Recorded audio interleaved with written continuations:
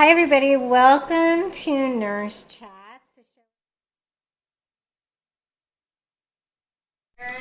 And now I'm on. So Brittany and I are back.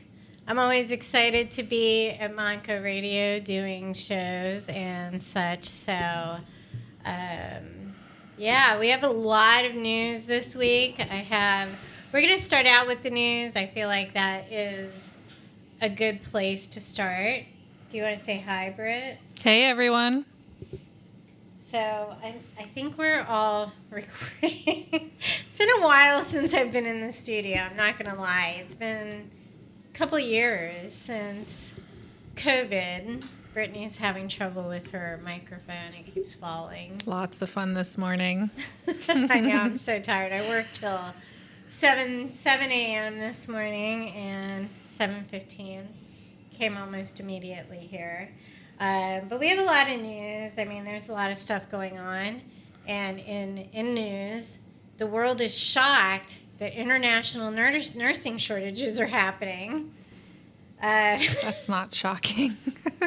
I feel like we've been a nursing shortage forever anyway. You know? I feel like every week it's like, oh my God, there's a nursing shortage, and now it's affecting all the other countries. Well, yeah. It's going to be everywhere. The culture right now, I mean, you guys have to understand, the culture right now is challenging, to say the least, for everybody. I mean, it's not just inpatient nurses, it's not hospice nurses or home health care. It's every nursing profession. Maybe with the exception of school teachers, although they're stressed out for different reasons. I couldn't do their job. I would rather handle body fluids than try and teach. I don't think I could hack that one. I don't know. I like to teach, but not little kids. I think I could do adults. I love teaching. I love the teaching part of nursing. But to handle a classroom of like 30 students, 30 kids would just be insane. Trying to figure all this stuff out. Like, it's kind of crazy. Like, nursing school is way different than working in real life. Like, oh yeah, absolutely. It's crazy. There's how like NCLEX, fantasy land, and then there's the real world. So yeah, there's a huge disconnect, I think, between nursing school and real life. But honestly, you don't really know until you get out there and work anyway. Yeah. That's my opinion. The other bit of news that came out was that a CNA, shockingly in Florida, was shot by a coworker. I think the level of violence right now in nursing is a little scary. I mean, I feel it. Like, every time somebody gets mad at work, and I work in the ER, so we see a lot of that. But, like, I feel like the level of violence right now in nursing is a little scary because people are just angry, like, all the time. Yeah. I feel like there's a lot that feeds into that, too. Like, when I worked in the ER, I felt like there was maybe a strong sense of entitlement with, like, a lot of the people, like, even my age. That they didn't get what they wanted right away, that they were angry and they're going to make a scene. And it's hard. It's hard to work in that environment. Yeah. I love working in that environment, but I admit that, like, I've started to experience compassion fatigue because of the constant, and I'm by many people I work with, I'm considered one of the nicest nurses. Like, I'm always taking the people out of restraints and, like, trying to talk to them. Yeah, like, and I'm starting to, like, really be worn down by the general attitude and treatment. Like, it's kind of crazy. I think that there is a professional line, but that has to be on both sides. There's boundaries on both sides. We are we are held to a standard. We are professionals. We have to try to keep our boundaries, and those are important to prevent that compassion fatigue if we can. But it's the same thing. I feel like maybe the older generations tend to have a lot more respect, they're not always so quick to jump. Sometimes I feel like it's just like cultural in the sense that it's like the younger generations. I think it's generational. Yeah, in that sense that it's like an age, like I hear it all younger the time. people to like, I don't know, 40s maybe. Yeah, all the time I Like- hear, I know my rights. Well, you don't, because in an ER, like, you don't have, like, you have rights as a human, but, like, you're not entitled to get what you want. You're not entitled to get pain medication. You're not entitled to these things. Right. There It's has to up be a medical necessity. It is up to the professionals to determine need. You can't just walk into an ER and be like, all right, I want morphine, or, I want Dilaudid. It's like, it doesn't work that way, It doesn't. And I think that there's like, and we have people going to the ER for headaches and colds. And I'm like, why are you spending $250 $250? to get Tylenol for the copay, right? Well, I mean, if you think have about insurance. it, if you have insurance, I think it's over $1,000 just to walk into that door and go to registration. I never would have gone to the ER when I was young. Like, I never would have gone to the ER for a headache. Like, just like, I'm astounded by it. Yeah. I think they treat it like an urgent care. So I remember, like, back in the day, they used to say, oh, if your child has a fever for so long and it's not breaking, go to the ER. But that's different. Right.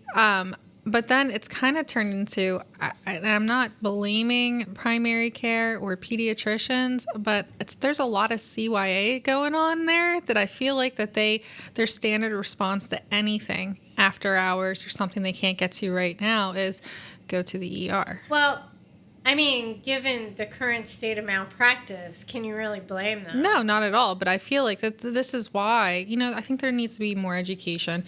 This is why people are going to the ER because they stubbed their toe or they have a cold, their stomach hurts, Tiny little bruise on their thigh. And I don't mean like they have like a hot appendix or anything. I mean like their stomach's a little upset or maybe they vomited once. I think that there's like a big disconnect with education in the healthcare. And I think the whole malpractice thing is certainly not helping that. It's not helping it. No.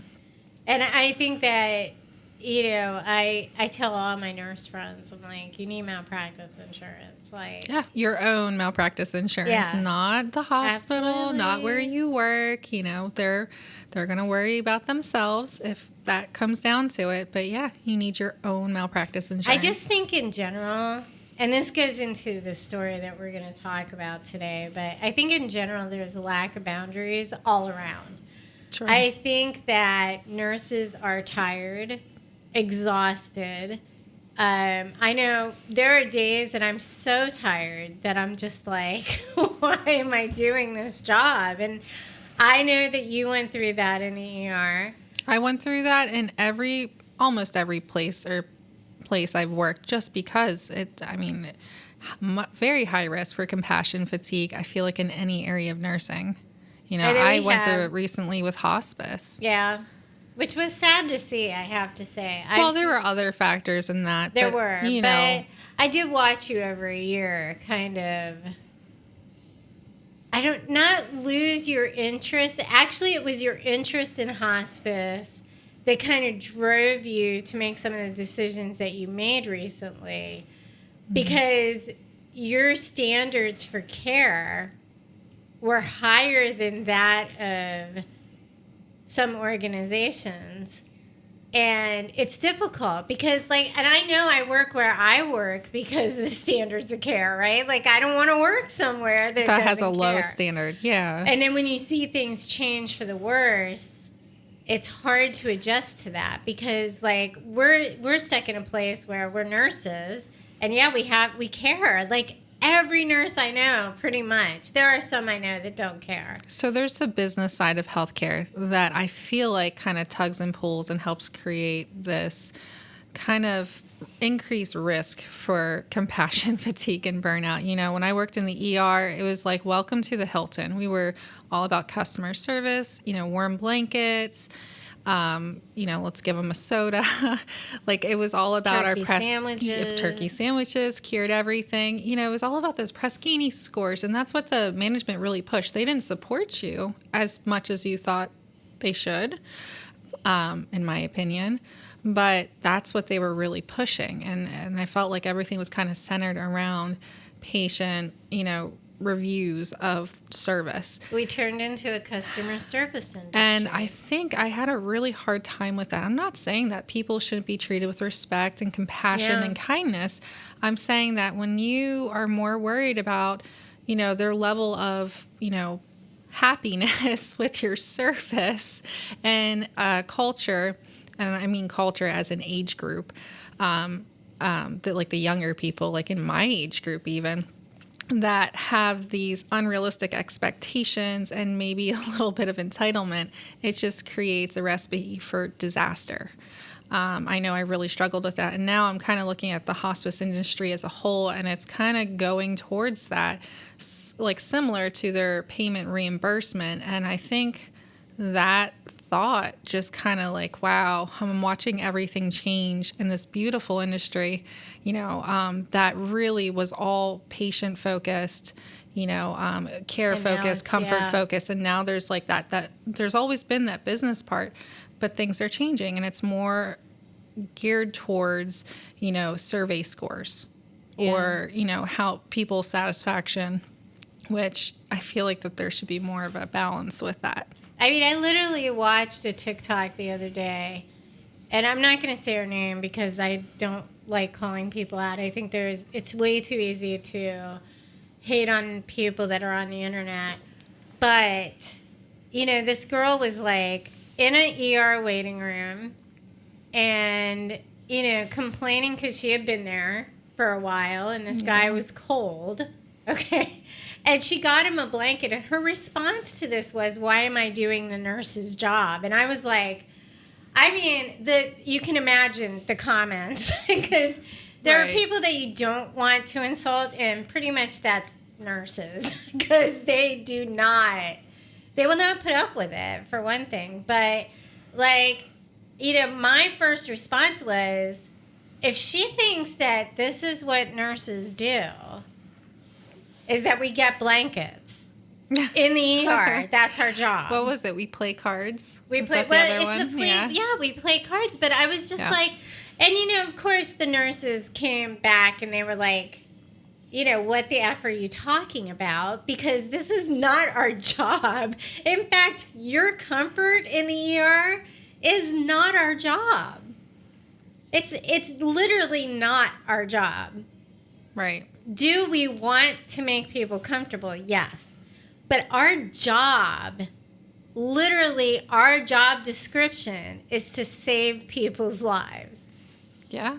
If you get discharged because there's nothing wrong with you, I'm sorry, but that's actually a good thing. If you're waiting, it's probably a good thing in the sense that you're not in an immediate life-threatening situation that you have to go back immediately. That was something that a lot of people didn't understand, that, if you're there and your complaint is something that doesn't require you to be seen right away, that's a good thing. It is a good thing. Yes. But people don't see it that way. We admit people for everything now. And it's kind of, I don't know, like it's, they complain, they get admitted. It's like night off. No, really? Yeah. I've literally had a patient, non-gender specific, okay, when I tell this story. But I've literally had a patient ask me, one, if I had a nursing assistant that was available. And I was like, why? And they were like, I need a back massage. And I'm like, you're in the ER. Not only that, you are in a trauma ER. That's really funny because I could have sworn that I've seen some kind of study years ago on them doing holistic treatments in the ER, such as using back massages and essential oils to help reduce the anxiety of stress of the patients having to go to the ER. I don't have time to do a back massage, and I would never tell my techs, and they are not nursing assistants, and there is a very big difference, and I'm going to tell you what it is. But I would never tell my tech to go give a massage. I would never do it. I would never do it. First of all, our techs are highly trained. They do a lot of stuff. I mean, our techs put in Foleys, they put in IVs. They're trained people. And they have a lot more stuff to be doing than giving massages. back rubs. Yeah. Look, I'm sorry that people are in pain. It's not that I'm not, I don't want anybody to be in pain. But the fact is, you're not there for a spa retreat. Like, you're there to get treatment for a medical condition, and that's vastly different. And I'm probably going to get lambasted for this opinion. But I'm sorry. It is not anything personal to the patients. It's really not. I am seriously like one of the people that is like, oh, let me see what I can do. If I see somebody in pain, they don't even have to tell me. If I think that they look like they're in pain, I will try to get them relief. But there is a point. There is a line right now in healthcare, and people are crossing it all over the place. And I think that it is leading to this making bad decisions. You have compassion fatigue. You find a patient that you relate to. It's so much easier to cross the line because the rest of your job sucks, right? Right. I had a patient that I am friends with still to this day. Oh, no. I do. Bitch, seriously. Not a current friends. patient, though. No, Right. it was after I left that job that we became friends on Facebook.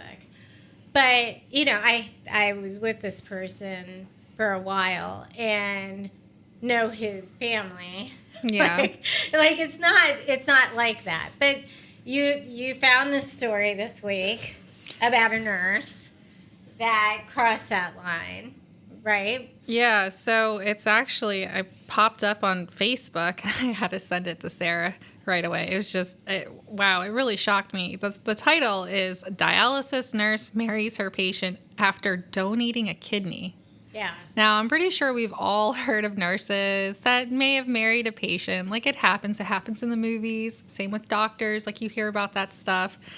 But this is a little far. So it looks like her name is Emily, and she was a young nurse who had just got into dialysis, I believe, and something really shocked her. She had a man in his 60s with so many plans that had a really, was not ready to be on dialysis and be so sick. And basically what happened was he passed away because he didn't get a kidney.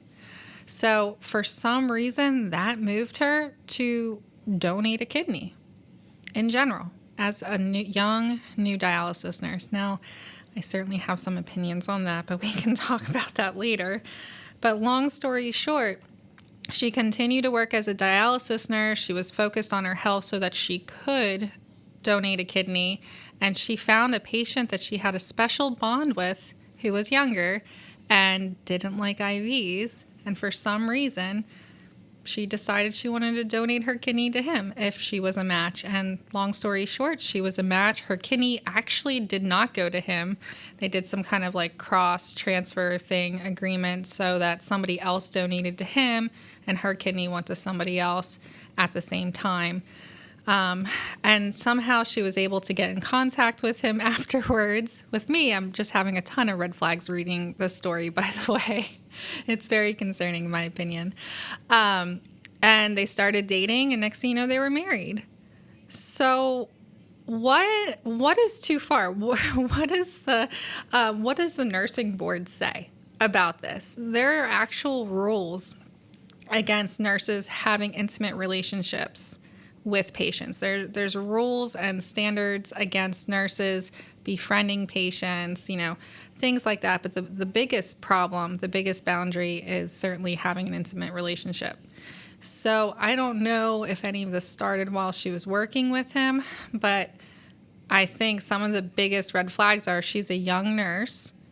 A lot of nurses have issues with boundaries, and she decided to donate her kidney. So something to think about. When you donate a kidney, there's a lot of restrictions afterwards. You know, you're not just going to walk away and be totally fine with one kidney. You know, there's some things to worry about, you know, down the line. So that's a really big decision. You know, that's huge.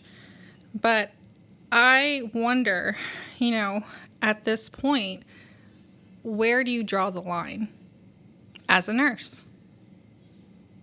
I think it's great that she felt inspired to do something big like that, but where do you draw the line as a nurse? Well, and was there other things behind it? That's what I wonder. I mean, we all know narcissists in the world, like, that convince people to do stuff all the time. Well, I mean, even that, I think that maybe they just hit it off and maybe they liked each other kind of thing. I think there's more behind the scenes than we actually know. I wonder how much older he was than her, though. You know, that's a good question. I don't know if it says it in here. Let me see. Because that was my first red flag. Yeah. How old was he? Because if she was super young... She looks young. Like, there's a picture of her. She looks fairly young. I don't know. I don't know what the age gap is, but it is a little concerning. You know, we see a lot of nurses are attracted to nursing because they want to help people. Yeah. But we have to learn boundaries because, you know, you don't want to go too far. You really don't. That's why our boards are kind of strict on things like this. You know, there are nurses. I actually read another article. Yeah, well, they are. That another nurse had her license suspended for 18 months for having a relationship with one of her patients. But I think the patient, according to this, at this hospital, was receiving both medical and psychiatric care. So there's some even more ethical issues with that. I worked somewhere as a tech that a therapist was having an affair with somebody who was in treatment. Oh my God. I can't even say where it is, and I'm not going to say anything else about it, but let's just put it, ended up losing their job, right? I'm trying to be very careful with pronouns, so there's no information. Right. But, like, that is so inappropriate. It's so inappropriate. And I think it gives us, like, as the healthcare, kind of a bad name. Like, in movies and in shows, it's like, it's great. It makes for great entertainment to see things like this. Like, look at Grey's Anatomy. But in real life, that should not be happening, right? Well, nurses and doctors should not be having relationships with their patients or each other, especially at work. So that blows my mind. People that date people that they work with, like, and it's happened. And I'm not judging anybody that I know at work. In case you're listening, probably not. But I could never myself. I would never make the decision to do that. Because I think it just makes work too complicated. And I don't want to work with somebody and also live with them, especially in the environment I work in. Maybe if you work opposite shifts. Like, that's the great part about nursing. If you're working 3/12s, well, you don't have to pick up the same shifts as the other person. So or maybe you could set some... In a different department. Department. Yeah. I would be okay with that. I would not be okay with dating somebody on the same shift in the same department. I mean, it's just, there's a lot of issues with that for me. Like, well, I think that goes anywhere. You know, I go into facilities and buildings all the time, and there's certainly, as an outsider perspective, it is a little uncomfortable when you see chemistry between two employees working together. It's just... we'll just leave it at that. I've seen some very bizarre things working in hospice over the last 5 years. I have seen a lot of bizarre things working in the ER for the last 3. And it just, I don't even, I just can't. I was always taught growing up, you don't date people where you work. Because it's very complicated. It, complicates everything. Let alone marrying them and giving them a kidney. I mean, Or giving them a kidney in hopes that you can connect with them afterwards and then getting married to them. Like, that to me, like, the way it happened, I don't know. It just doesn't sit right with me. It literally screams some major red flags. Yeah. I mean, And by the way, this article was written in Scrub magazine. So if you are looking for it, you know, it's there, but it's definitely worth the read, I think. I read it very cursory. Like I think I was at work and I read it real quick. And Yeah. sent it. But yeah, I mean, my first initial thought was, first of all, what was the timing? Because I think that's important. Because there's how many millions of nurses you're going to run into people that you've treated at some point. I've already run into patients. I've run into friends in my ER that I know in the outside world, and I'm just like, okay, well, this is like, this is a little awkward, right? Like, you know them, and now all of a sudden, they're getting undressed, and you're just like, okay.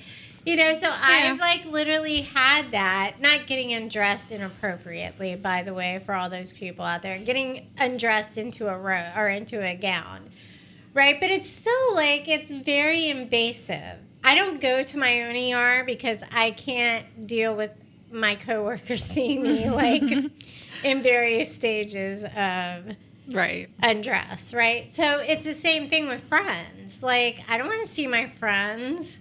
I mean, as a nurse, that stuff doesn't even, like, I don't know. That stuff does not bother me at this point. So you would not be bothered if you, like, I've seen it. If you got in an accident, came to my job, and I was your nurse, and I would hope that you were more focused on treating me than my bare body. Okay? You know what I mean? Like, it doesn't matter me. Mature. No, I'm serious. Like, everybody I work with says the same thing. They're like, I would be mortified. I wouldn't even care. If I'm sick enough to go to your ER. That's true. Okay, I'm not going to be worrying about if you see me naked. I won't. I would still I'm just going to hope that you're not bothered by it and that you saved my life. I would probably have to quit my job. Oh, my God. I would probably have to quit my job. No way. No, I mean, I've certainly seen friends and family in all kinds of vulnerable situations professionally. I have.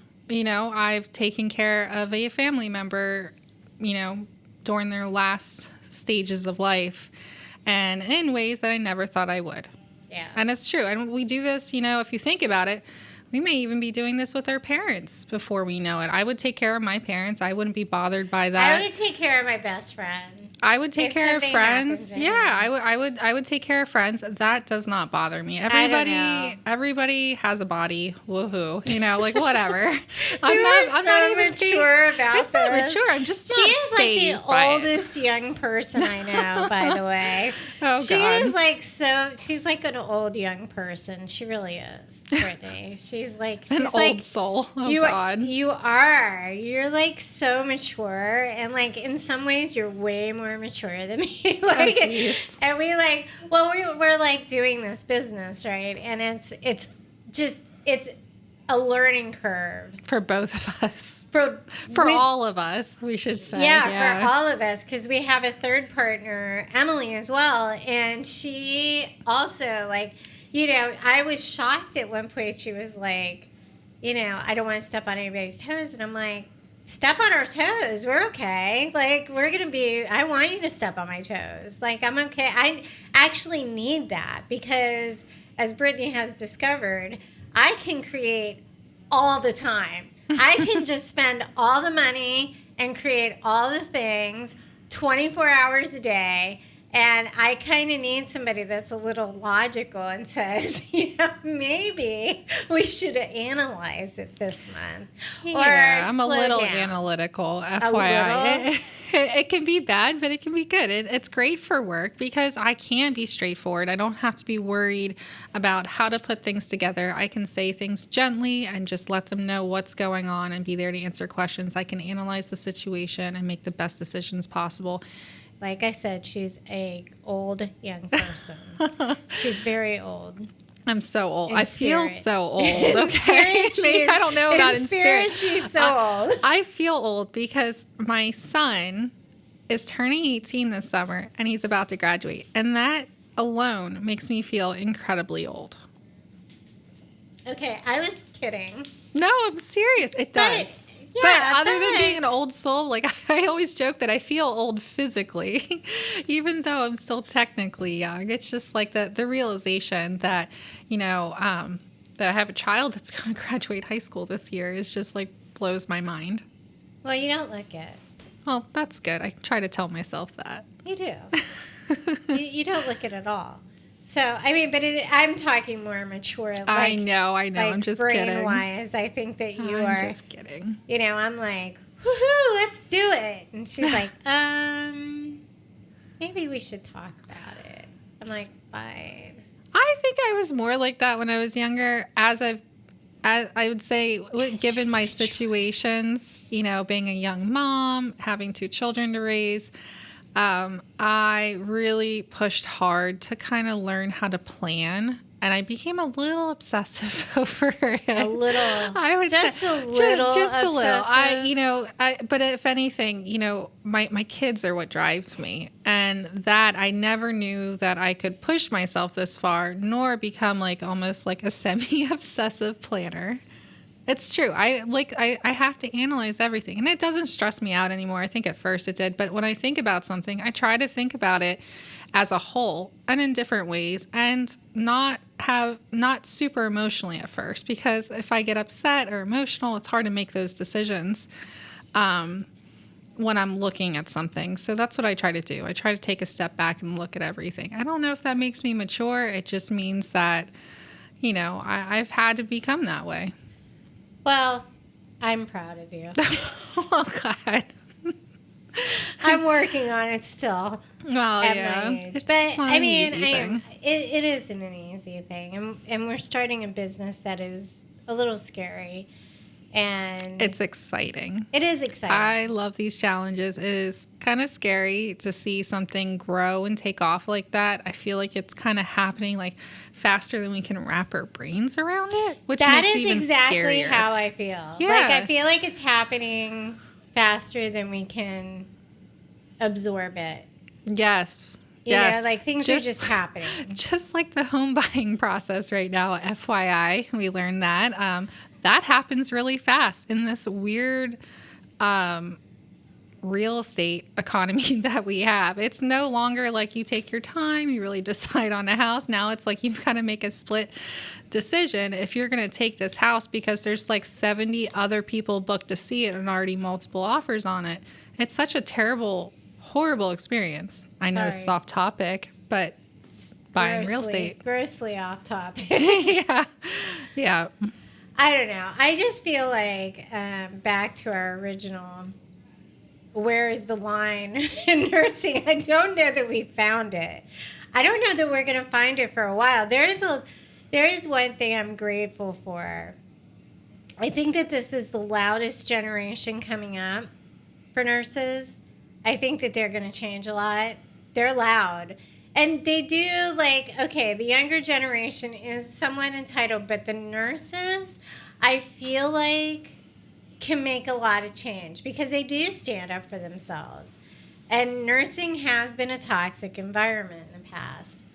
And I've seen the change, no, I'm not going to do that. No, I'm not. I mean, if you look at, where was it, Las Vegas, the nurses that refused to clock in until the administration came and took an assignment. And they came and offered to help, right? Like, and the nurses were like, no. Like, you need to clock in and help. If you have a degree, you should use it. Exactly. But I'm a little mixed on that. If you have someone who's working in administration and hasn't had any kind of patient contact in 10 years, how secure are you going to feel with them working the ER or the ICU? They are still... No, but this wasn't an ER ICU situation. I'm just saying. But that's different. That is different. But if there is no reason... And we have this argument all the time at work, and I'm telling you. Because in our hospital, there are floor nurses that cannot do neuro checks, which I think is crazy. You learn it in nursing school. You're still a nurse. You know to do vitals every so often. You know to give drugs. Like, you know how to do those things. So why can a nurse working on a floor do a neuro check? That makes no sense to me. What do you mean? Like, They're not allowed to do them on their floor. so I don't understand that one, but I've certainly heard like it is within our scope of practice to intubate and do sutures, but we're not allowed to do that. Most places I've worked. I mean, I've not worked at a hospital where nurses were allowed to intubate. Have you? Well, I work in the ER, so we have doctors that do that. So our respiratory therapists would do that, and doctors. Our ER doctors do it. And our medics. Yeah, would do it. Our ER doctors do it. Well, that's what I mean. Like, are you allowed to intubate? We learned how to intubate when I was learning at the hospital, but we weren't allowed to do it. I don't even know that I would know how to intubate. Honestly, I don't think I would even. If somebody said, you need to intubate this patient, I would be like, you need to find somebody way more experienced than me because Well, think about I'm not going to do something that I could get sued for or hurt somebody because I don't have experience with it. Right. But I'm also one of those people, I have to see something done first before I can do it. And I just have to watch it. I need to watch what they do. I learn by watching. So maybe it's like the floor nurses with neurochecks. That seems pretty innocent, but Oh, come on. I don't understand. It's a neurocheck. I know. Not We're intubation. not talking intubation here. I know. I'm not asking them to give a patient propofol. So is it or like- even understand the dosing of propofol. So is it like neurochecks on a general med surg floor? yes. Oh, okay. That's interesting. I don't know. I'm not That's asking gotta them be- to titrate cardizem or titrate propofol Well, what are you asking him though? I guess what's to do a neurocheck. Like, why is that complicated? No, I mean, like, how does it come up? Like, if they're not allowed to do neurochecks. So they're not. But it's come up in conversation because we're like, why? So, say that they have a suspected, like, stroke alert in MedSurg. Is this, like, the context between it? Is that what you're talking about? If they have, like, a Yes. stroke alert and they call a stroke alert and somebody responds, which I don't know at your hospital, but I remember where They I would worked, literally it have was to the change ICU. the floor in order, if somebody had a stroke, I believe, they'd have to change the floor Right. of the patient Right. so that the other floor can do neurochecks. Well, I don't think it's that. I think MedSurg is just a much lower acuity, right? But it's a basic nursing skill. Right, but they can't keep them there because they would need a higher acuity if someone had a stroke, right? But you could order neurochecks on somebody with a head bleed. A No, I small know. controlled head bleed still would require neurochecks. Well, I agree, but if you're on MedSurg, they're not there because they had a would go to- stroke, they- right? No, they might go to MedSurg if they have a small controlled head bleed that's chronic, that they've had for a while, that the doctors are watching. They still probably would require neurochecks. I feel like that they're saying no is because they don't want strokes on MedSurg. I feel like it's not because they can't do it, because we all know nurses can do neurochecks. They're very simple. I feel like that it's because of the acuity. So they don't want somebody of a higher acuity that just had a stroke, even if it was minor, on a med-surg floor. That's my point, I guess, is Okay, that I fine. feel like that's probably why. I feel like that's probably a good explanation. Okay, that's what I was trying to get at. Like, we all just makes have no- things that are within our scope that we're not allowed to do, but there's got to be other reasons why we can't do them. I mean, I don't feel like there's anything I can't do. Well, I don't think that you can go in there even with training in your ER and intubate somebody. If or somebody do trained me sutures. to do it, I could. Well, in your ER, does it allow it? From what I've seen, most I ERs don't do not think allow so. nurses to intubate in our area, which is good. I mean, I'm not sure I would have felt comfortable like doing that without a lot of training anyway.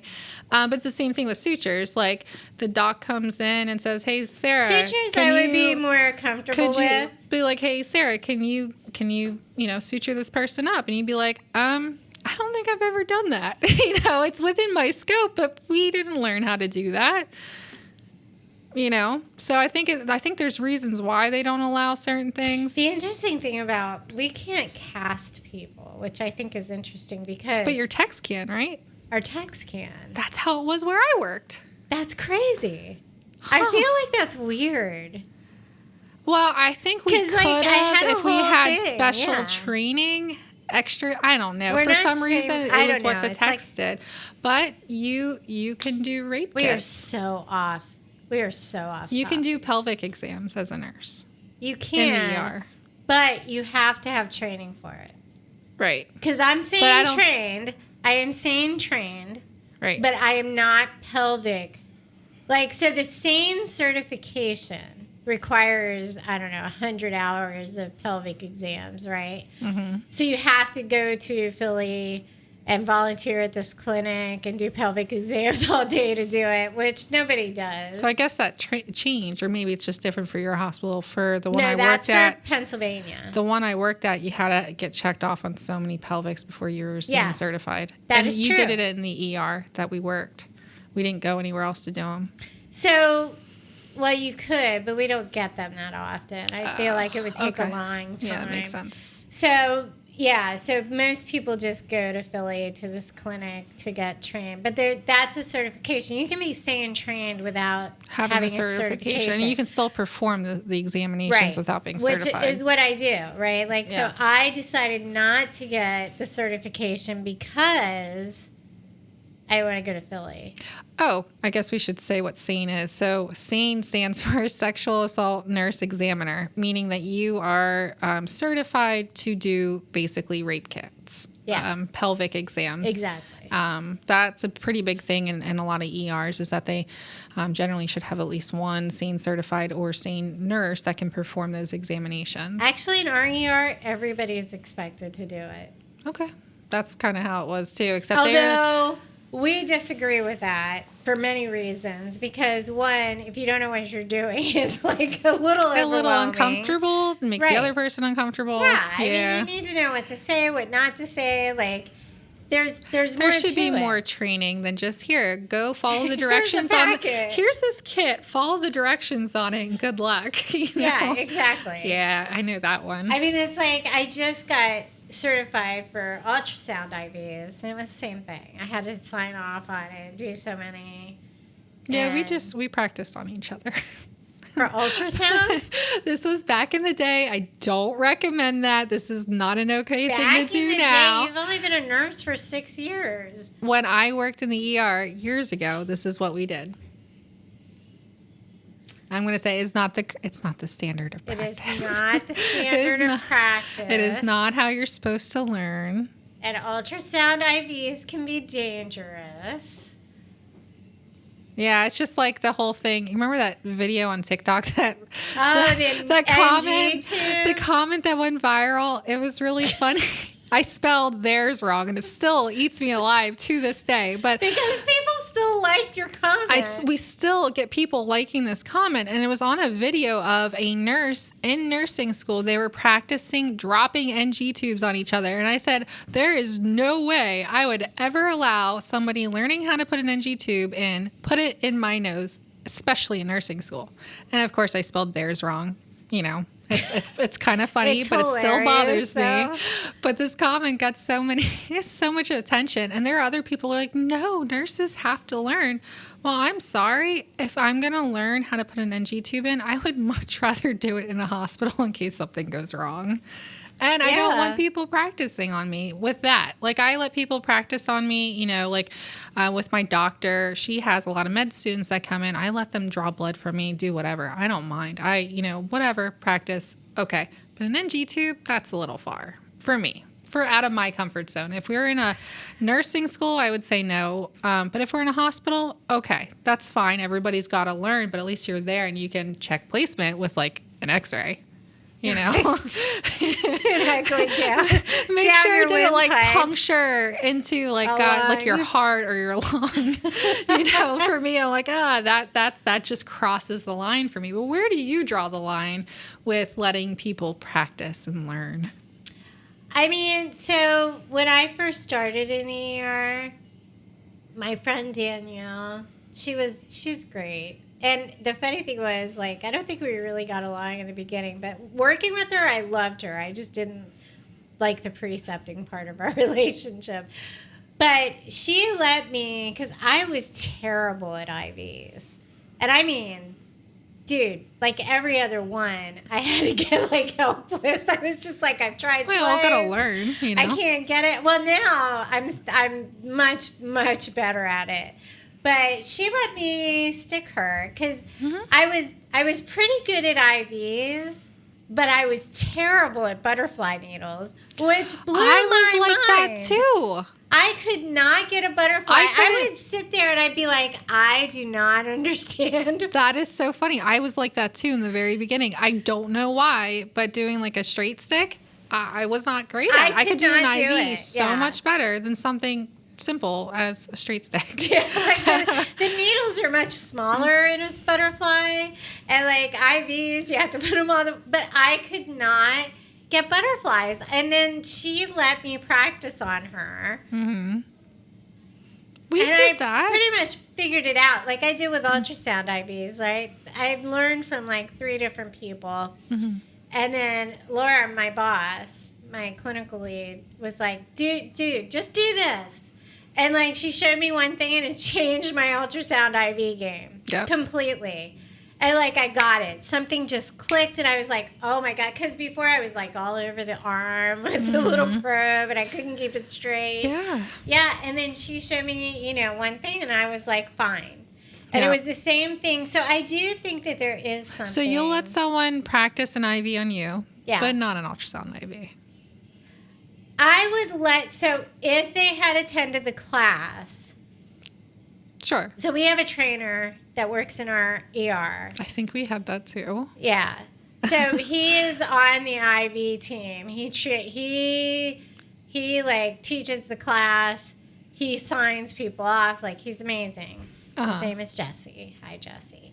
Anyway, if they took his class, You would let them practice I on would you. let them practice. So you on just me. draw the line at you teaching them in person and saying, all right, I'm going to talk you through with this. the ultrasound IV. Yeah, Yes. I'm going to draw the line. I feel like I had some training before, I think. I can't remember. See, but because you can't remember, I would not let you practice. Okay, on in me. all fairness, my memory is not the sharpest for some but reason. you can't remember. I'm not going to let you practice on me. No, I mean currently, yes, but I can't remember back when I learned if I went to a class first before I stuck a coworker or after. I don't remember. I literally just don't remember.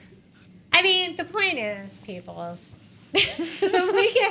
we get our experience from actually doing most of the time. Right. Well, yeah. But if you're in a nursing school and I said, "Hey, Sarah, can I drop this NG No, tube?" no. Okay. Hey, Sarah, can I use this ultrasound and see if I can get an IV? No. Oh, okay. See, that's where I am at. Dude, I I agree. had an issue with like, I have the funniest story. This is a Monco story for you. So we were doing the vital signs part. Do you remember in the beginning? You had to Yes. sign off on vital signs, and it was so nerve wracking. Yes. So I think my heart I rate was was like like- 120. I was like the person that they were watching respirations for, Oh, God. and I stopped breathing. Well, you had everyone staring at you. I can see I why. was just like, it was so hard to like breathe normally, and I'm like, and I breathed 2 times in like 60 seconds, and my teacher was like, because I couldn't stop laughing, I couldn't breathe right. She was Right. like, I can't. She's like, somebody else has to do this breathing part, because I was like, I could not do it. They I'm were the all same looking way. at me, and when you I have was everyone like, looking at you, you probably hold your breath and you're like, are you done? Like, seriously, stop staring at me. I wonder how they do it now. I mean, I wonder if they do the same thing or I'm all sure their they fancy do. equipment they have now, if they are they actually having do like it. a fair here today? Because I feel like there's like stuff out there. It looks like Those are is food that a- trucks and bouncy houses. there's like Sorry, literally hey, look, bouncy squirrel. houses. We got distracted by what's outside. There's like which- this gigantic bounce house going up at Huh. a college. Are college students into bounce houses? You I know, guess they sounds are. like it could be fun. Anyway, squirrel. Yeah. So the point is, don't sleep with your patients. Don't give your patients kidneys. Don't practice on students if you're a student. And yeah, nothing invasive. outside of the hospital. I think giving somebody your kidney is very invasive. That all goes into boundaries, right? Like, I think I would never cross the boundary of letting, I'm sorry, Sarah, if we were here at Monco right now learning, I would not let you put an NG tube in me. That's my boundary. And? Even now? Okay, no, not now. I trust you. But you have to not be I was scared gonna of say, me I coming do. to your ER if I need an NG tube, even if you might see me naked. Okay. Okay? I mean, I do NG tubes all the time. Yeah. I feel like I think would- you'd be fine but now. see, the thing is, But I as a would not be registered- fine if you did it here outside of the hospital. So, as a registered nurse, I would never do it somewhere where an X-ray wasn't available anyway, because you had to confirm placement. Well, wait. Let's just think very basic nursing. Technically, for something that invasive, you need an order. How do you get away with that in nursing school? Oh shit, you're right. Oh, you just exploded that all right. over the place. I want to because know what everybody literally- thinks on Although this. they do volunteer, but yeah, I would like to know. I too. want to know what everybody thinks on this because this is something really invasive.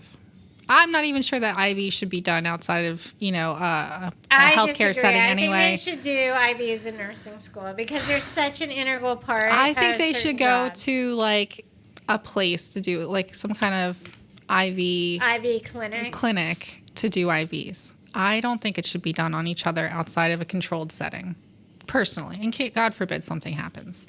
I mean, school is technically a controlled setting. Well, I mean a healthcare setting. It's technically a healthcare setting. I don't think so. I think it's a school, with a lab and classrooms. But you have like professional people in schools. Yeah, I don't know. Just comfort. I want to hear what everybody thinks on this. You can find us online at Facebook at Nurse Sheets. Also on TikTok. But reach out to us. You could email us at info@nursesheets.com. Also, we'd love to hear what you think. Yeah. I mean, I would not. You're right about the order, though. You're totally right about the order. Well, technically, don't you need an order for IV? I know, like in the ER, you don't really think about that because you just put No, we IVs do not in. need an order. You for probably an IV. have Well, a standing. Technically, I think we're supposed to have like orders for that stuff. Technically, they're But supposed to that's be. in our scope of practice. I don't think we do need to have an order. Well, NG tubes are in our scope of practice, but we do need an order for that too. But And that's Foley's. something that has to be medically prescribed. An IV is within our. So just like oxygen, right? Like Oxygen we don't have, is a prescription too. but I we learned don't this have outside. To, if the hospital deems it under your role, you don't have to have a cosigner to get that. I did not have to cosigner? ask a doctor for an order to put oxygen on a patient. I absolutely do You not. put oxygen on first, but I don't know how it works in your ER if it's how everything's technically covered, but I know technically in nursing everything has to have an order, including oxygen. But you're talking perfect world nursing. That's what I'm talking about.